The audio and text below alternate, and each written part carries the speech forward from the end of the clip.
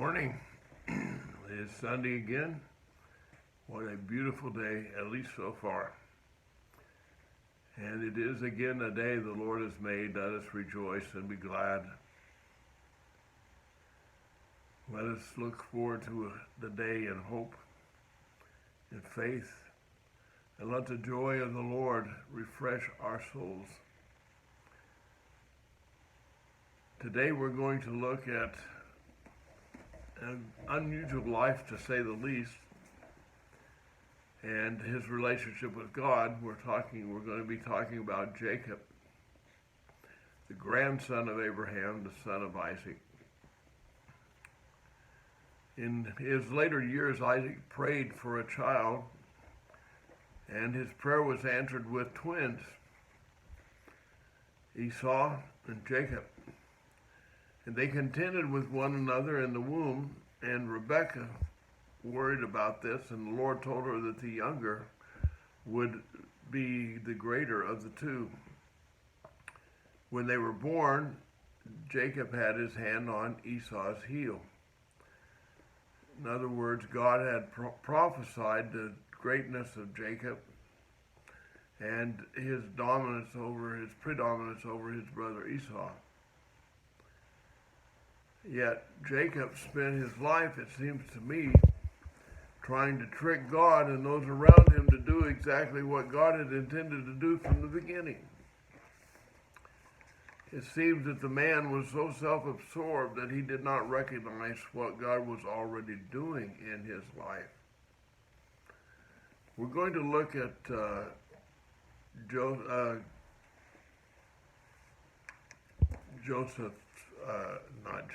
Jacob. We're going to look at Jacob at the time he was about to reunite with Esau. Remember that Jacob had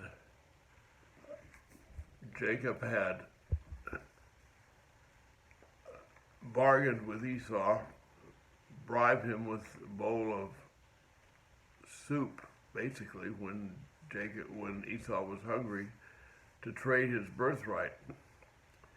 And when it came time for Isaac to give the blessing, when he planned to give his blessings to his two sons, he gave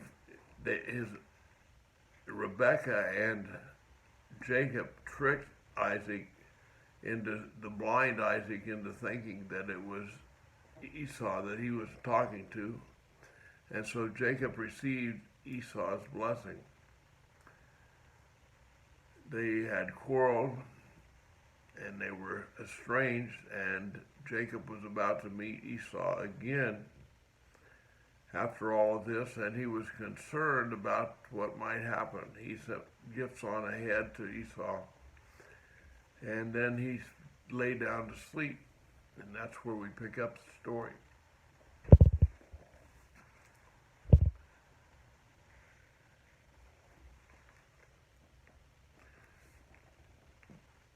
Genesis chapter 32, verse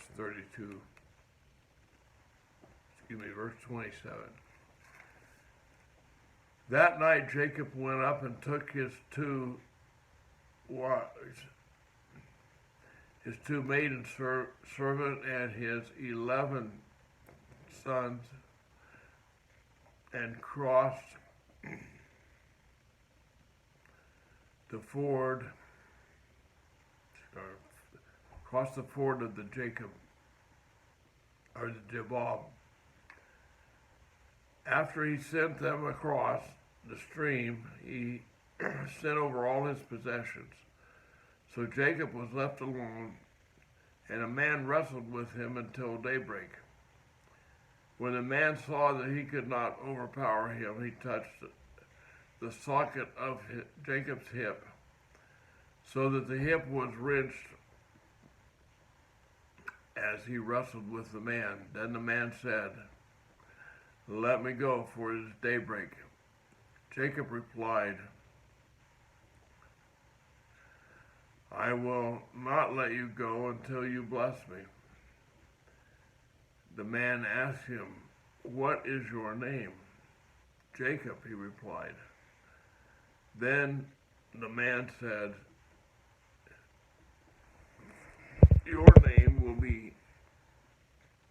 longer Jacob, but Israel, because you have struggled with God and with men and have overcome. Jacob said, please tell me your name. But he replied, why do you ask my name? Then he blessed him. So Jacob called the place Peniel, saying, it is because I saw God face to face, and yet my life was spared.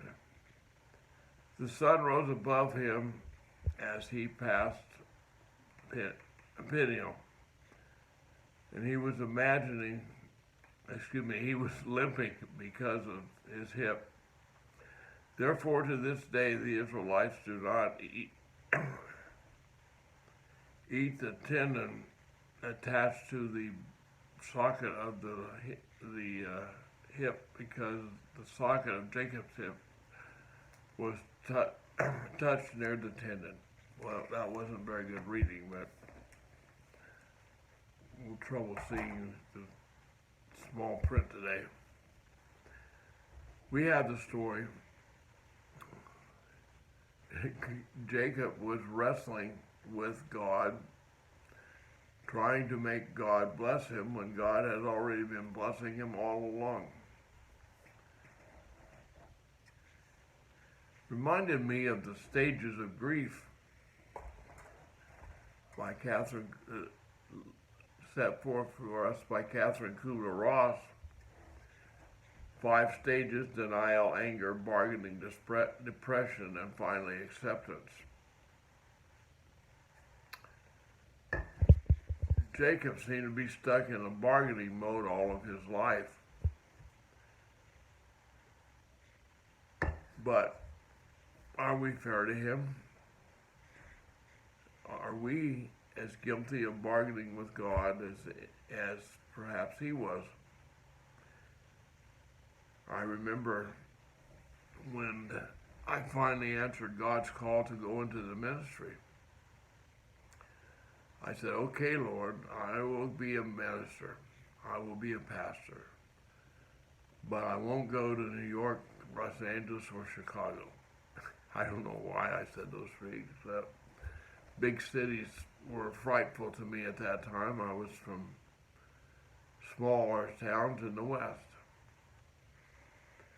Until I moved to Anderson to go to college.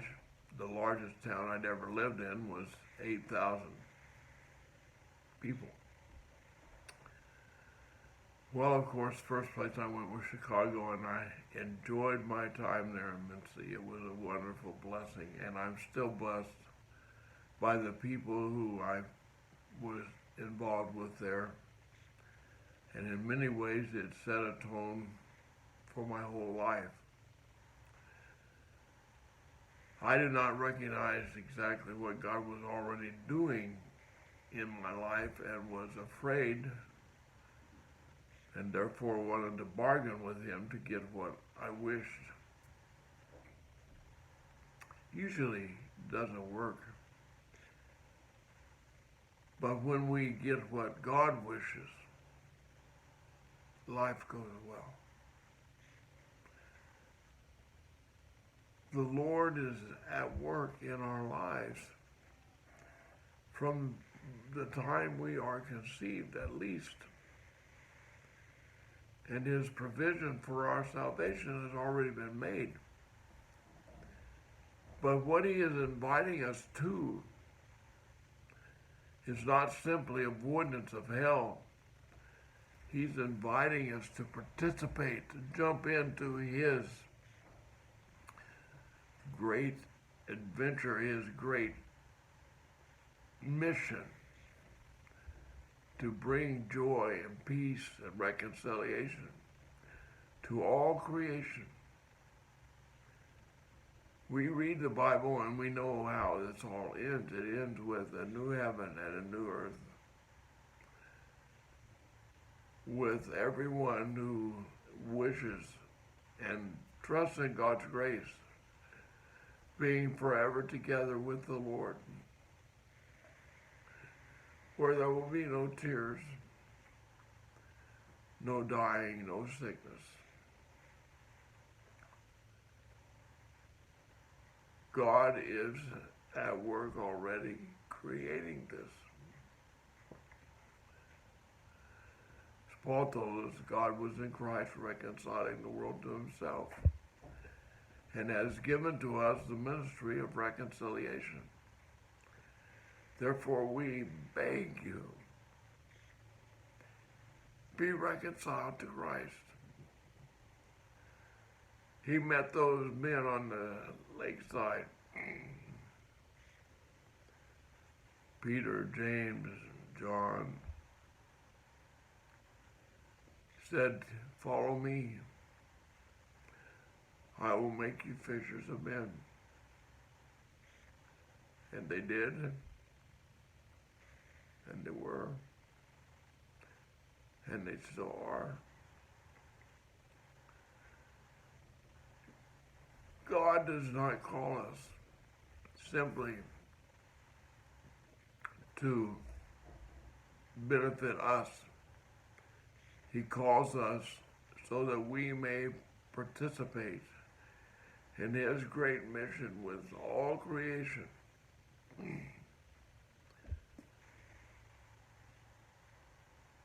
Without a vision, the people perish, the prophet tells us. But when we have a glimpse, even a glimpse of the vision that God has for this world in Christ Jesus, the joy that will overcome us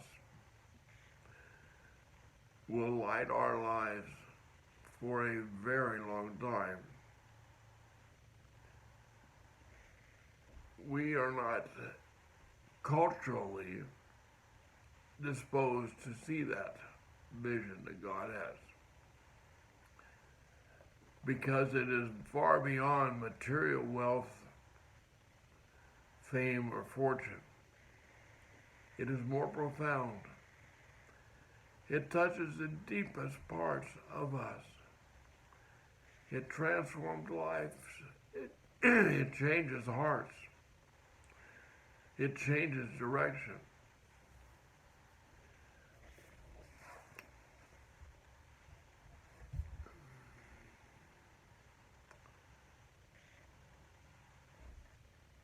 Jesus was so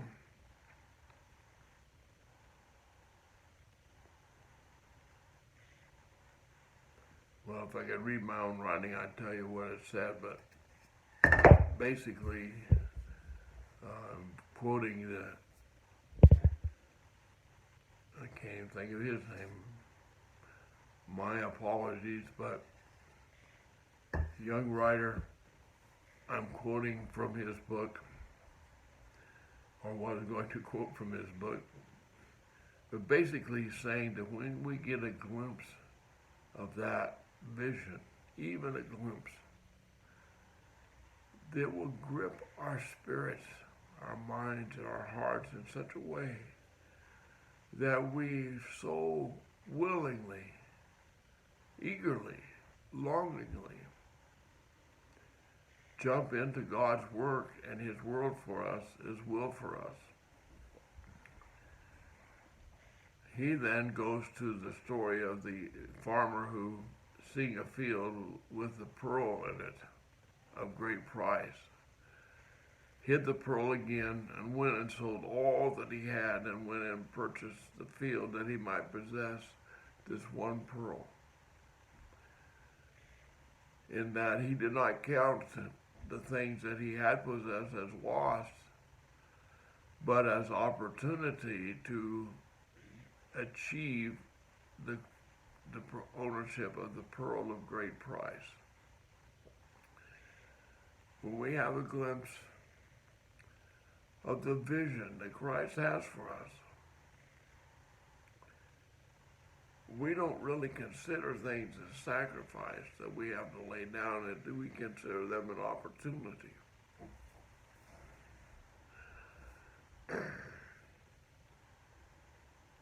We want to possess this vision in our lives.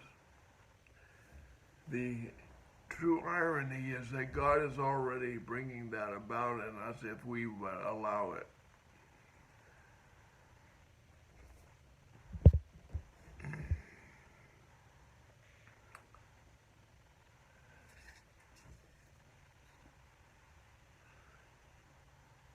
Saint Ignatius of Loyola proposed practice that he calls the examen. His proposal was that at least twice, and perhaps more times a day,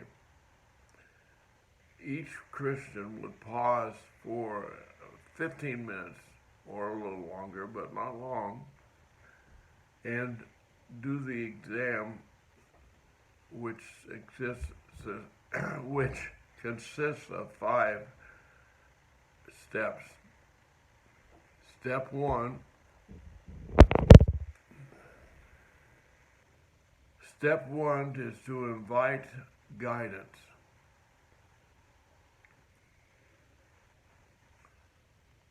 The invitation is not so much to look for what God will be doing for us, but what God is already doing in our lives.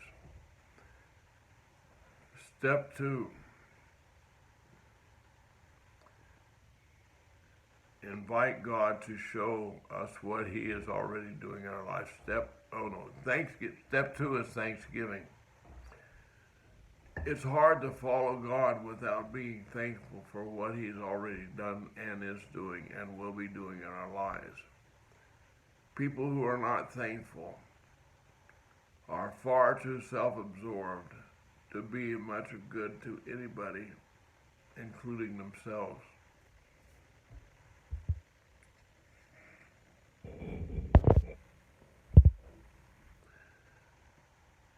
Step 3.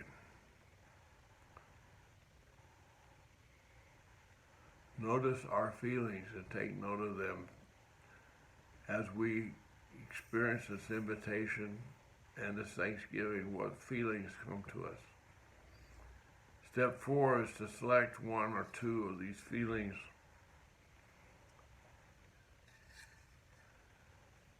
and pray from our feelings. What are we feeling? Pray about how we feel. Step 5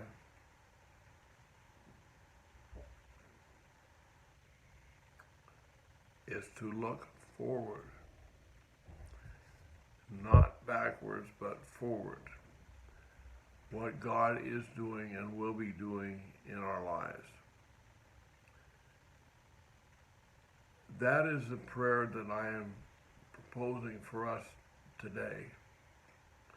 That pause in our day to reflect on God, on His steadfast love and work in our lives, looking with thanksgiving to what He has been doing and is doing, and looking forward to what is already unfolding in our lives. Jacob, instead of enjoying the life that God planned for him, spent his life trying to manipulate it, instead of just laying back, cooperating with, and finding the joy of the Lord that flows over him.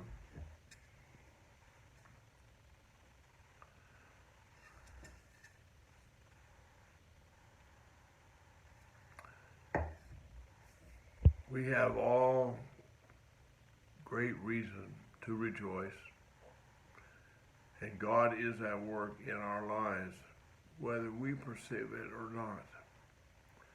The question for us is, will we pause, reflect, listen, and enjoy the work that God has for us? May He give us all that glimpse of His great glory.